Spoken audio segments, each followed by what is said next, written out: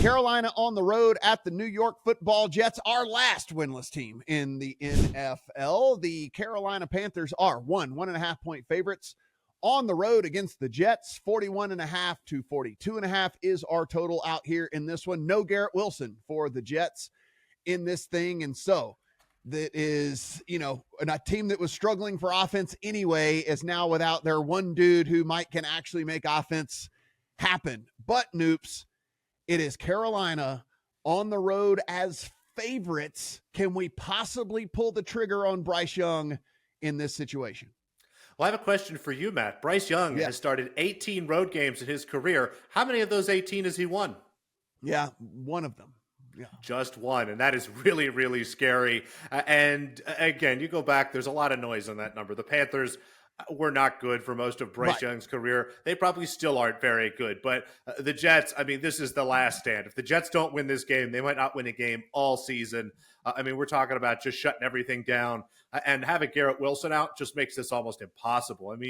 Without Garrett Wilson, all the Jets can do is run the ball. Now, the Panthers have a bad run defense, so maybe that's a good thing that they won't be trying to throw the ball. It's just, this game is so confusing. It's really hard for me to trust Bryce Young, but the Panthers have looked better. And now maybe it's having spent a couple weeks at home, getting really comfortable, but I don't know. They have looked competent. Like credit where credit is due. They have looked competent.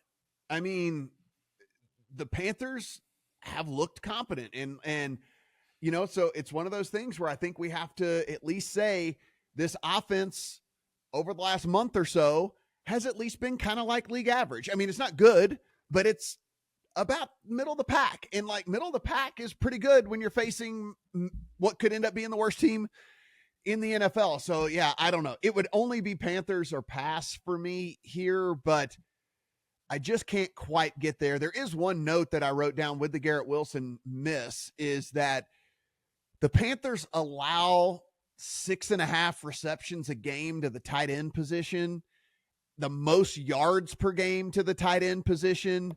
Yep. Justin Fields can't throw the ball past 12 yards as it is anyway. So I don't know. Maybe Mason Taylor ends up having a game here for the Jets.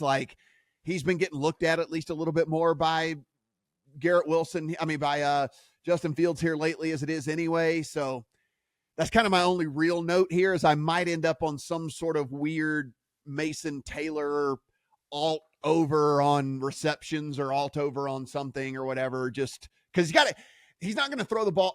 Listen, he's not going to have 46 whatever pass yards.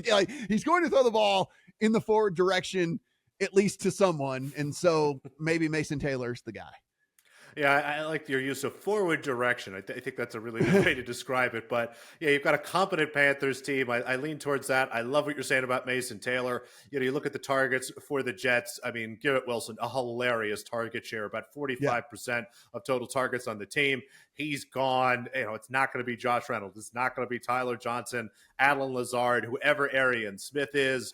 It's just not great for them. So I like Mason Taylor, and I wouldn't hesitate to play him to score a touchdown. And look at Jeremy Ruckert.